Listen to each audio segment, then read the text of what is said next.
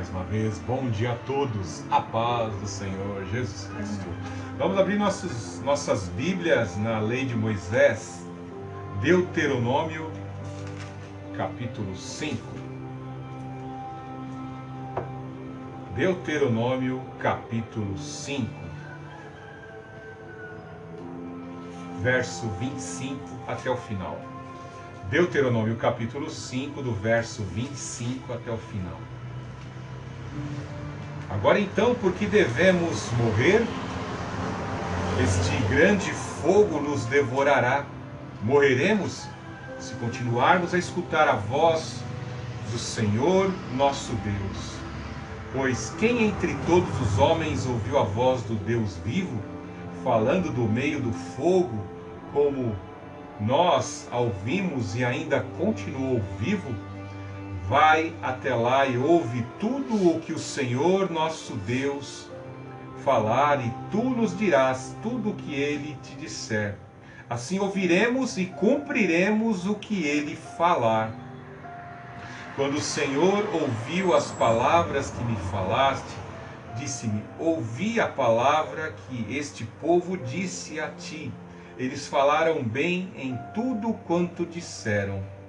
Quem dera o coração deles fosse tal que me temessem e guardassem todos os meus mandamentos em todo o tempo, para que eles e seus filhos vivessem para sempre. Vai, diz-lhes, voltai para as vossas tendas. Tu, porém, permanece aqui comigo, e eu te direi todos os mandamentos, estatutos e preceitos que deves lhes ensinar, para que eles os cumpram na terra que eu lhes dou, para que tomem posse. Cuidado, então, para fazerdes como o Senhor vosso Deus vos ordenou. Não vos desviareis nem para a direita nem para a esquerda. Andareis conforme o Senhor vosso Deus vos ordenou, para que vivais e estejais bem, e tenhais a vida longa na terra que ireis possuir. Deus Altíssimo, louvado seja o teu nome para sempre. Tu és o único Deus, o Deus Todo-Poderoso. Tu és Deus de amor misericordioso. Tu és infinito em misericórdia e poder. Tu és amor, mas também tu és fogo consumidor. Te suplicamos, Senhor Jesus Cristo, nesta manhã, tem misericórdia de nós. Tem misericórdia da nossa propensão e inclinação ao mal. Suplicamos pelo Santo Tutor, o Santo Consolador que está sobre as nossas vidas, que nos dê força e sustentação para obedecermos a tua lei, os teus preceitos. Coloca pela ação do Espírito Santo, o onisciente, em nossos corações a tua palavra, a tua orientação. Desperta em nós o poder, o ânimo, o vigor para obedecermos os teus preceitos e agradarmos a ti. Ajuda-nos a atingirmos estágios mais elevados. Ajuda-nos a nos aprofundarmos mais naquilo que o Senhor nos revela e concede. Senhor Jesus Cristo, que jamais venhamos abrir mão da posição que temos no teu reino. Em nome do Senhor Jesus Cristo, ajuda-nos a andarmos diante de ti em obediência e em santificação. Que o mundo pecaminoso, que o mundo de trevas possa nos ver como uma nação de sacerdotes, o povo escolhido do Senhor, cristãos que testificam o nome do Senhor Jesus Cristo, e venhamos a estar alinhados contigo. Queremos ver-te face a face, ó Deus Altíssimo. Queremos te adorar para sempre. Nos envolva com o fogo do teu Espírito por toda a eternidade. E assim nós glorificamos o Deus Altíssimo, o Senhor Jesus e o Santo Espírito. Amém. Louvado seja o Senhor Jesus Cristo por esta palavra que nós vamos refletir nesta manhã. Quão bom é que se nós pudéssemos, como diz a orientação e a própria profecia nesse texto de Deuteronômio capítulo 5, onde o Senhor revela ali o povo que fazia uma aliança, o Deus terrível, o único Deus, o Deus Todo-Poderoso, se manifestou sob a mediação de Moisés ali no Monte Hermon, no Monte Sinai, e fez uma aliança de compromisso, entre aspas, pela ilustração de um casamento, fez aliança com esse povo, e ele entregou leis, ele entregou os 10 mandamentos, e orientou a Moisés que assim descrevesse os estatutos e os mandamentos, os preceitos, que iriam se ramificar na lei moral, na lei civil, na lei cerimonial. O nosso Deus, na sua onisciência, predisse nesse texto, no verso 29, quem dera o coração deles fosse tal, que me temessem e guardassem todos os meus mandamentos em todo o tempo, para que eles e seus filhos vivessem bem para sempre. Logo entendemos que Deus sabe muito bem, os seus padrões de santidade são muito elevados, a sua lei está muito elevada, acima da competência humana, e até mesmo os próprios filhos de Deus não conseguem se submeter a esses estatutos, a esses mandamentos. Existe uma propensão que foi de certa forma implicada na natureza humana por conta do pecado de Adão, o primeiro que foi envenenado pela vaidade e o orgulho da serpente. E nós temos essa propensão em nossa natureza. Esse veneno só é sanado pela presença do sangue de Cristo em nosso viver e pela presença do Espírito Divino. Por isso que em Atos dos Apóstolos, o próprio Senhor Jesus Cristo disse: e recebereis poder ao descer sobre vós o Espírito Santo, e ser-me-eis minhas testemunhas. Para ser povo santo, para ser testemunha de Jesus Cristo, o Senhor, você precisa do poder do Espírito Santo. Porque em determinadas fases da nossa jornada, e até mesmo nas conquistas que alcançamos na busca no Senhor, nós teremos propensão a estarmos perdendo as conquistas. E até em alguns casos, como aconteceu com os pais destes que chegaram à terra prometida, foram sepultados nas areias do deserto. Não puderam alcançar a promessa. São grandes os ensinamentos de um povo que foi resgatado da terra do Egito depois de 430 anos de escravidão. Todos foram resgatados, nem uma unha ficou. Saíram despojando o Egito com toda a riqueza do Egito. Praticamente destronaram toda a maior potência militar da época. O nosso Deus assim fez. Um povo escravo, sem armas, saiu dali vitorioso. Todos foram resgatados, mas nem todos chegaram à terra da promessa. A terra que Deus profetizou e entregou em revelação a Abraão no seu período de peregrinação, a terra da promessa. Diante dessa exortação, diante deste ensinamento, diante cientes da nossa inclinação para o pecado, para as quedas, a nossa propensão ao erro, nós precisamos do poder deste Deus que se revelou no Sinai para podermos ser mais que vencedores. Veja que a revelação do capítulo 5, de certa forma, ela se correlaciona com o início do capítulo 5. No início do capítulo 5 nós vemos: Moisés chamou todo Israel e disse: Israel, ouve os estatutos e preceitos que vos falo hoje, para aprendê-los e cumpri-los. Moisés, como mediador daquela situação, quando ali no Monte Sinai eles haveriam de fazer uma aliança de compromisso com Deus, após 40 anos de peregrinação, já constatando que os seus familiares, todos de 20 anos para cima, faleceram no deserto por conta das murmurações e dos pecados, faleceram. Agora havia uma necessidade de renovação na lei de Moisés, para que eles pudessem ser uma nação de conquistadores e tomar posse da terra que já havia sido dada. Eles teriam que obedecer os estatutos e os mandamentos do Senhor. Aquele que me servir, meu Pai o honrará.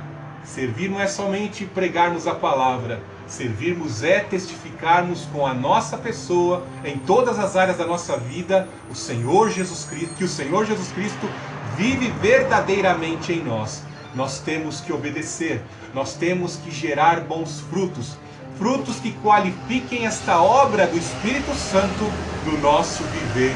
Então é importante nós obedecermos essa lei, obedecermos os preceitos do Senhor, para podermos conquistar, para podermos vencer, para podermos permanecer na presença de Deus. Algo interessante é que Moisés, no capítulo 5, com certeza ele traz à memória a visão terribilíssima de Deus. Moisés, que foi o mediador, como eu disse, ele foi mediador ali do recebimento do decálogo, dos 10 mandamentos.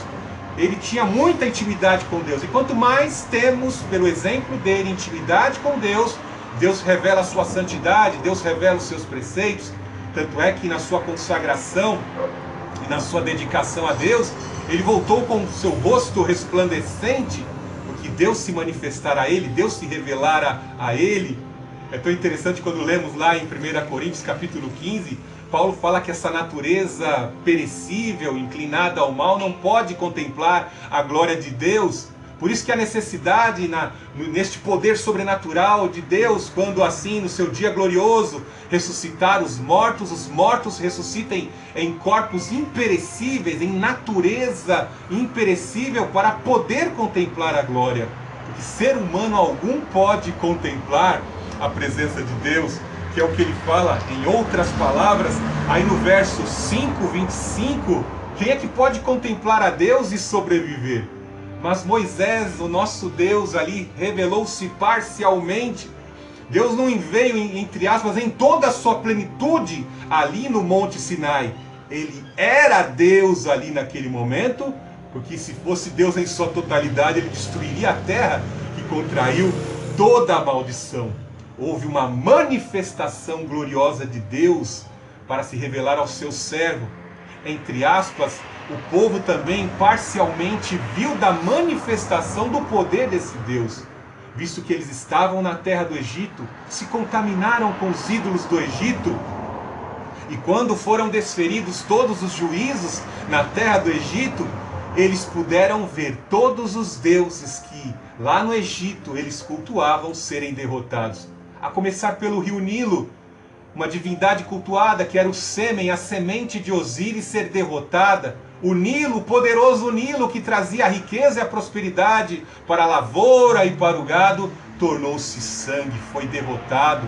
O deus Atom, o deus Sol, se tornou em trevas. E tantos outros deuses que eram cultuados. Até mesmo o deus da morte na última praga, pois todos os primogênitos morreram. Das casas que não tinham o selo do sangue do cordeiro, todos os primogênitos faleceram. Anubis, o deus da cara de chacal, foi cultuado. Suplicaram-se a chacal. Os egípcios pagãos cultuaram ali o deus Anubis para reverter o poder da morte, mas esse deus impotente, o deus da cara de cachorro, não pôde ressuscitá-los dentre os mortos. Eles viram parcialmente o poder grandioso de Deus derrotando os deuses do Egito. Quando fazemos uma ponte do que Deus realizou, manifestando a sua glória e o seu poder na terra do Egito, podemos fazer uma ponte em compreensão, lendo o que Deus revelou a João no Apocalipse, que os sinais que haverão de ocorrer no período da grande tribulação, período esse que é chamada a última semana da 70ª semana de Daniel, quando ocorrerá a grande tribulação. Nós lemos todos os domingos aqui na carta à igreja de Filadélfia, uma grande tribulação há de se estabelecer pela terra. É interessante que neste exato período em que ocorrer essa grande provação, esta grande tribulação sobre a terra, os deuses que estarão sendo cultuados neste período são os mesmos deuses que foram derrotados lá na terra do Egito. O nosso Deus novamente derrotará esses deuses para mostrar aos egípcios da pós-modernidade, que são os humanos pecaminosos pagãos dos dias de hoje, que Ele é o único Deus. O único Deus, o Deus verdadeiro, o Deus todo-poderoso. Por isso, diante daquela lembrança que eles traziam, eles eram muito pequenos, mas eles se lembravam, né, das histórias contadas pelos seus pais, da manifestação do Deus Altíssimo lá na terra do Egito, lhes concedendo a emancipação, a libertação. E eles se lembraram também quando, após cruzarem milagrosamente, terem o livramento no Mar Vermelho, estavam ali diante, neste mesmo lugar ali no Monte Hermon, né? Ou melhor dizendo, lembrando do passado, quando Deus se manifestou ali no Monte Hermon, eles se lembraram da visão gloriosa e terribilíssima do Deus Altíssimo ali, manifestando a sua lei, os seus padrões de moral, a sua constituição suprema ao seu povo. Vocês serviam outros deuses queriam levá-los à destruição eterna. Eu sou o verdadeiro Deus. E eu sou o Deus que vos libertou, vocês agora vão ser meu povo, e como uma espécie de esposa fiel, vocês vão ter que submeter a minha constituição, aos meus padrões de moral e de santidade. Porque eu quero que vocês, povo que eu resgatei, noiva que eu resgatei, eu quero que vocês vivam em santidade e exponham para as nações pagãs que vocês são um povo santo. Automaticamente, quando vocês obedecerem os estatutos, obedecerem essas leis que eu vou entregar, vocês vão atrair os povos a desejarem a servir o Deus verdadeiro. É óbvio que sabemos que Israel falhou nessa missão, porque eles rejeitaram o Filho de Deus, né? Veja em Deuteronômio 5:9. Não te curvarás diante delas, nem te cultuarás, pois eu, Senhor teu Deus, sou Deus zeloso. Eu castigo o pecado dos pais, dos filhos, até a terceira, a quarta geração daqueles que me rejeitam. Quando esse mesmo Deus que se manifestou no Sinai, se manifestou em carne, na forma do Filho do Deus Altíssimo, o que eles fizeram? Rejeitaram o maná, rejeitaram o Deus Altíssimo e também rejeitaram o Filho de Deus. Nós temos que tomar muito cuidado para em nossas vidas, com aquilo que já alcançamos em Cristo Jesus, com aquilo que estamos buscando diante de Deus, ou às vezes nas lutas da vida nós venhamos a perecer como o povo no deserto, pelo cansaço, pelas murmurações, por achar que Deus está administrando o mundo com injustiça, fazendo que alguns prosperem e você não, e muitos fiquem no deserto prostrado e rejeitemos. Assim como veio o Filho de Deus reivindicar o seu povo, reivindicar a sua igreja, reivindicar ali os justos, o próprio povo de Deus rejeite o Filho de Deus por não entender as Escrituras. Veja a manifestação de Deus. Moisés foi testemunha e o povo também foi testemunha desta manifestação desse grandioso Deus. No capítulo 5, verso 22 de Deuteronômio, do meio do fogo, da nuvem e da escuridão, o Senhor falou essas palavras a toda a vossa assembleia, reunida no monte com forte voz. Imagine que manifestação gloriosa. A nuvem de glória, o Shocã de Deus se manifestou, pois esta nuvem cobriu a luz do sol e se tornou em trevas naquela região. Eles viram a escuridão. De repente, a única iluminação que surgia dessa nuvem era o fogo do Senhor, a visão terribilíssima de Deus, a visão da manifestação da glória de Deus. Uma manifestação, de certa forma, um tanto que aterradora em partes, com o que se encontra lá em Apocalipse. Pois quando se manifestar antes do trono branco, do dia do juízo, toda esta multidão, como eu disse, assim como os egípcios, vão fugir da presença de Deus, porque sabem que suas obras são más, porque sabem que são adoradores de ídolos e estão diante do verdadeiro Deus. Bem assim, o povo de Deus estava constatando: lá no Egito existiam deuses falsos. Esse Deus que nos resgatou é o único e verdadeiro Deus.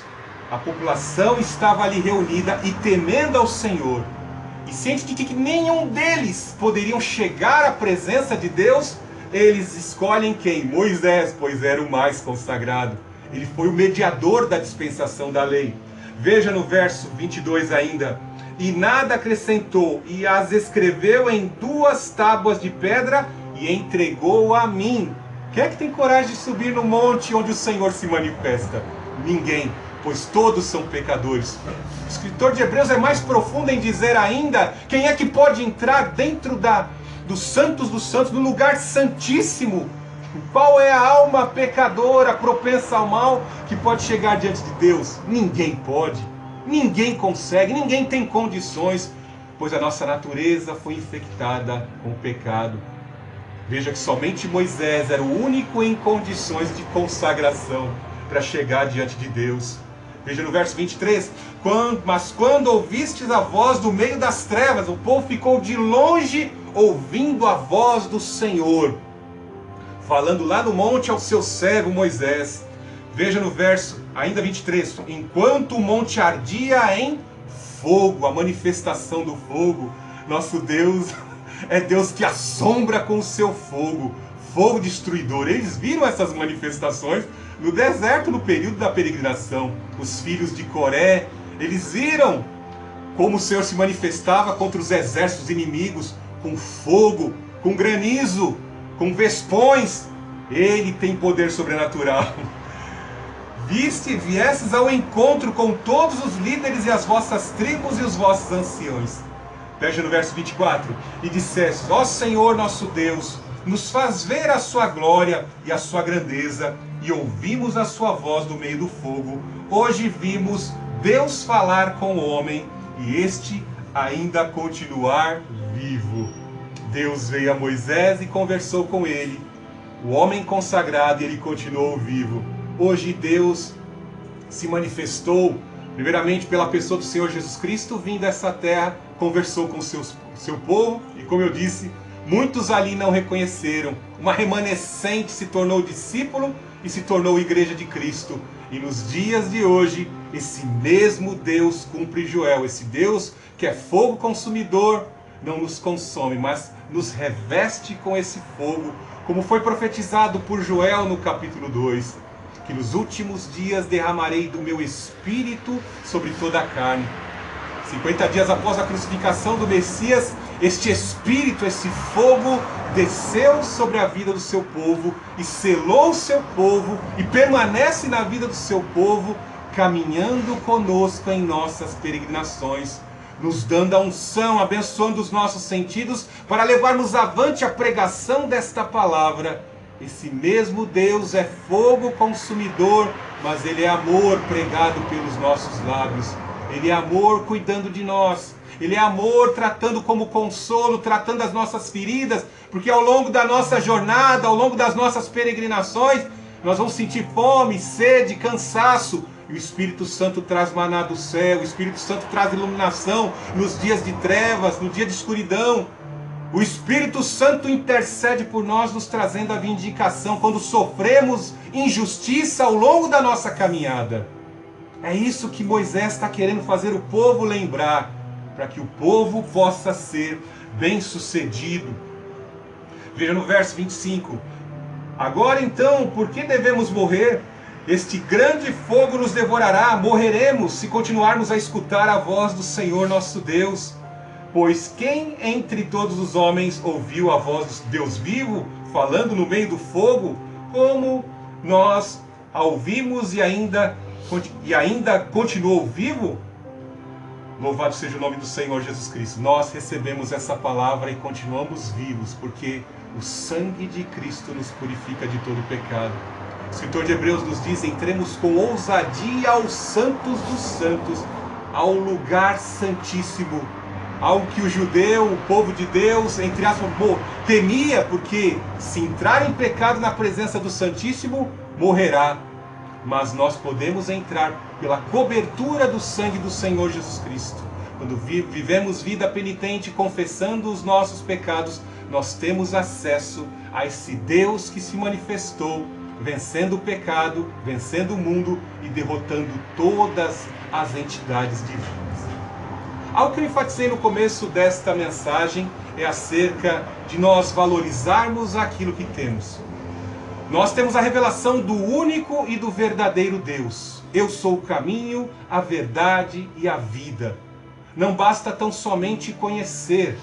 Essa verdade que nós temos que lutar no nosso interior para permanecermos nela, para mantermos a convicção nela. Como eu disse, ao longo da peregrinação e até mesmo alcançando as bênçãos, alcançando a promessa, nós tiramos partes da nossa armadura porque achamos chegou a hora do descanso, chegou a hora de não batalharmos mais, agora nós vamos acomodar. Algumas pessoas acham que sofreram demais nessa vida e merecem até um bom período de descanso. O teu inimigo jamais descansa. O teu inimigo jamais vai deixar de lutar. Enquanto você estiver nessa vida aqui na terra, ele jamais vai deixar de lutar para desconfigurar sua vida. Ele vai injetar um monte de porcaria. Ele vai injetar um monte de discursos enganadores. Satanás é o enganador das nações. Ele vai jogar mensagem falsa pelos teus ouvidos para tentar tirar o foco da tua fé, da tua adoração ao Deus que se revelou a Moisés. Ele vai tentar jogar imagens na tua vida e colocar ao longo desta peregrinação outros deuses, outros atrativos. Deus, esses espíritos imundos, por meio de músicas, por meio de literatura, como diz o apóstolo Paulo, filosofias de demônios vão se infiltrar pelos seus olhos e fazer até a tua boca se desconfigurar, no sentido de que ela vai falar palavras que ofendam o Altíssimo ao longo da tua jornada, ao longo da tua peregrinação. Os inimigos vão lutar incessantemente para tentar tirar você da presença de Deus. Por isso é importante nessa manhã, diante da preciosidade desse texto, em que Moisés ele relembra novamente, ele retoma, ele traz novamente à memória a importância de obedecer o decálogo, os 10 mandamentos, que está aí do versículo 7 até o versículo 21, a importância dos 10 mandamentos. Vocês viram o Deus Altíssimo, vocês viram a manifestação deles, você já viu a manifestação do Filho de Deus na carne, do Filho do Altíssimo. Permaneçam na minha presença, obedeçam. Eu sou fogo consumidor, mas eu também sou amor. Eu venho a vocês com amor. Temos que zelar a presença de Deus em nosso viver. Temos que obedecer os preceitos do Senhor. Alguns podem olhar para esse texto na lei de Moisés e podem dizer: ah, isso é coisa da dispensação da lei. Na pós-modernidade em que nós estamos, há uma necessidade até de se reescrever a Bíblia, se reinterpretar a palavra de Deus. Não, o nosso Deus não tem sombra de variação no seu caráter. Tiago, irmão de Jesus, disse isso. Ele é o mesmo ontem, hoje, será eternamente. Não existe sombra de variação. Como poderiam alguns homens, em sua presunção, de algumas denominações hoje, de serem munidos desse pensamento de Satanás progressista, de que há uma necessidade de se reinterpretar a palavra de Deus? Veja claramente nos 10 mandamentos como tudo é bem claro, tudo isso ofende a Deus. Veja Deuteronômio 5:7. Não terás outros deuses diante de mim. Não farás para ti imagem esculpida, nem figura alguma de que há em cima no céu, nem embaixo na terra, nem nas águas debaixo da terra. O que são os deuses dessa terra?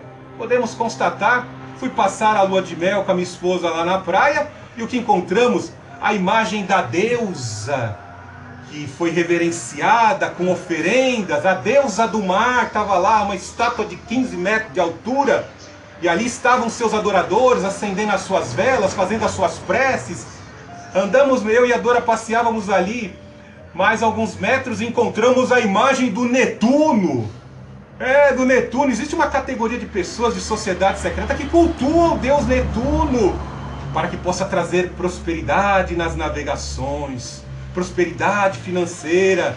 Lembra que eu falei no início da mensagem, lembrou? Que quando o Senhor voltar no seu dia terrível, os mesmos deuses que foram derrotados lá no passado vão ser derrotados e definitivamente na sua vinda gloriosa. Vão ser derrotados com o sopro da boca do Filho do Deus Altíssimo, o verdadeiro Rei, Deus e Senhor. Vejam que são os deuses dessa terra. Os homens querem tangenciar. A religião vem da palavra religar.